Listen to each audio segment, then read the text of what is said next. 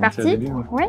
Bonjour à tous. Donc du coup, on va vous présenter, on nous a demandé de parler sur le DIBH et on va vous faire un regard croisé entre ce qui est fait sur Nantes et sur Quimper. Alors, du coup, j'imagine... Hop. Donc du coup, comme on sait, une des problématiques dans l'irradiation mammaire, c'est surtout la dose au cœur, où on sait qu'au-delà d'une dose moyenne au-dessus de 5 Gray, on a un risque de cardiotoxicité assez important, et ce, d'autant plus si les patients présentent des facteurs de risque cardiovasculaire.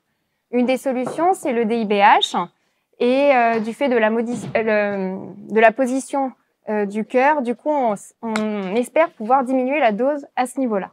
Mais en pratique, comment gérer ça?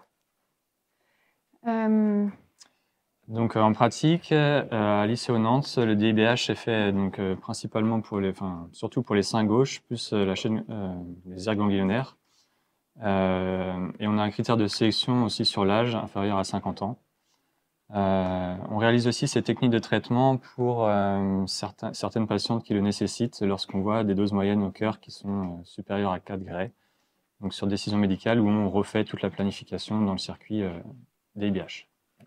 À Quimper, on va proposer la technique pour les seins seuls à gauche pour toute patiente sans restriction d'âge à partir du moment où elles arrivent à tenir l'apnée. Et plus récemment, on le propose pour les irradiations mammaires droite ou gauche avec quand il y a une indication d'irradiation des aires ganglionnaires. Donc comment ça se passe en pratique? Donc lors de la consultation médicale, la patiente va recevoir une brochure explicative pour essayer de la coacher avant que la patiente se présente à l'Institut. Et elle reçoit aussi une vidéo où on lui explique quelques consignes pour pouvoir réaliser cette apnée lors de son traitement. À Quimper, ça va être basé sur une consultation paramédicale où le matériel est présenté à la patiente et on va surtout donner des explications sur la manière de respirer pour que ça soit du coup compatible avec le traitement.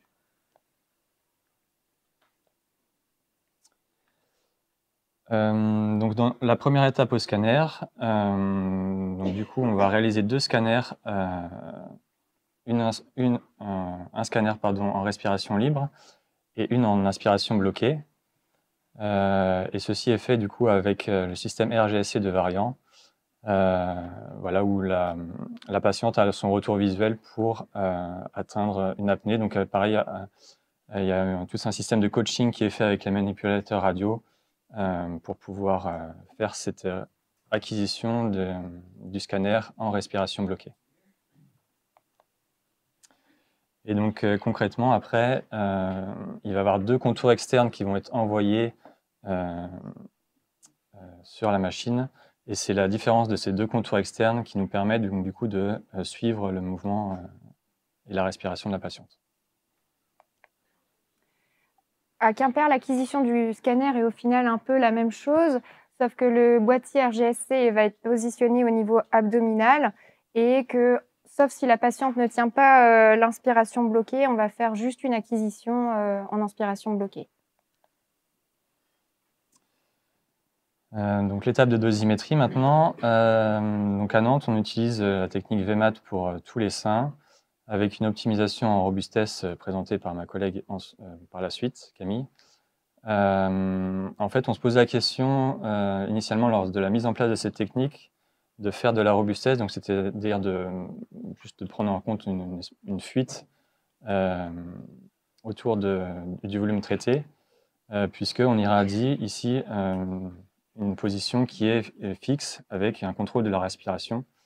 Mais on a choisi quand même de mettre une technique de robustesse pour s'affranchir d'un possible gonflement lors du traitement et pour pouvoir que le positionnement de la patiente soit aussi plus facile à réaliser avec une marge à respecter. Donc lors de la mise en place, on a pu s'apercevoir qu'avec nos TPS Restation, on était déjà très très bien par rapport aux irradiations du cœur. Et donc en moyenne, là juste un exemple d'une patiente. Donc à gauche, vous avez la respiration bloquée et à droite, la respiration libre. Donc 2 dosimétries qui ont été réalisées sur cette patiente-là.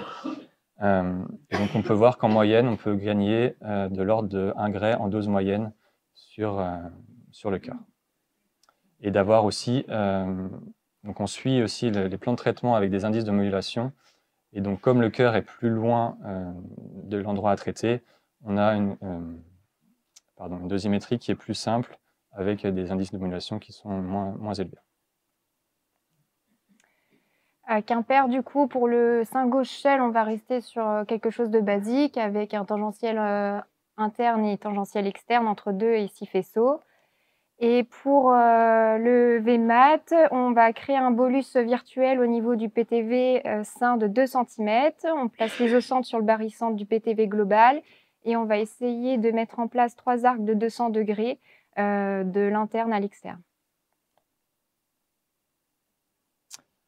Donc maintenant, on arrive au poste de traitement. Donc, le traitement en DIBH est réalisé sur nos machines Alcyon, qui sont équipées donc, des caméras surfaciques de vision RT. Donc, le prépositionnement de la patiente est fait en respiration libre. Et ensuite, on change de contour externe pour avoir le scanner et le contour de référence en respiration bloquée. Et donc, la patiente, au poste de traitement, a le retour visuel, c'est un iPhone en fait, qui est positionné au-dessus de sa tête, où elle peut voir la barre de respiration et l'endroit à atteindre pour réaliser son apnée. Une fois que la position est respectée de cette apnée, le traitement est déclenché par les manipulateurs radio et on essaye de respecter, avant en dosimétrie, une durée de faisceau de 20 à 25 secondes. Donc concrètement, en termes du M, il y a des contraintes à respecter sur les différents arcs. À Quimper, pour le sein seul, on va prendre un créneau de 10-15 minutes avec des KV hebdo et des MV quotidiens et on va compter 15 à 20 secondes d'apnée pour chacun des faisceaux. Et pour l'irradiation en VMAT, on prend un créneau de 20 minutes avec réalisation d'un CBCT quotidien en inspiration bloquée. Et en ce qui concerne le traitement d'apnée, ce sera à peu près 6 temps de 25 secondes environ. Voilà pour le bilan. Donc, du coup, on a un retour d'expérience maintenant d'1 an à peu près. On a commencé en janvier dernier, donc ça fait tout pile 1 an.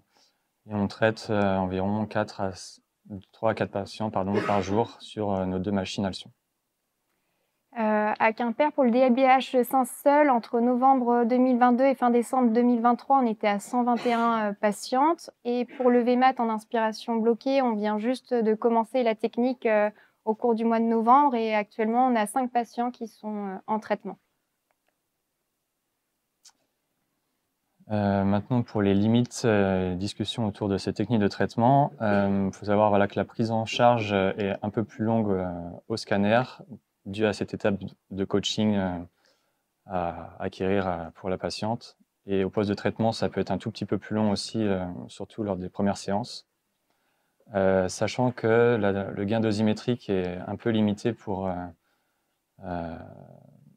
notamment dû grâce à notre algorithme d'optimisation avec RayStation, voilà, qui, comme je l'avais dit, nous permet de diminuer un peu la dose moyenne au cœur, mais globalement, on a quand même des résultats très satisfaisants.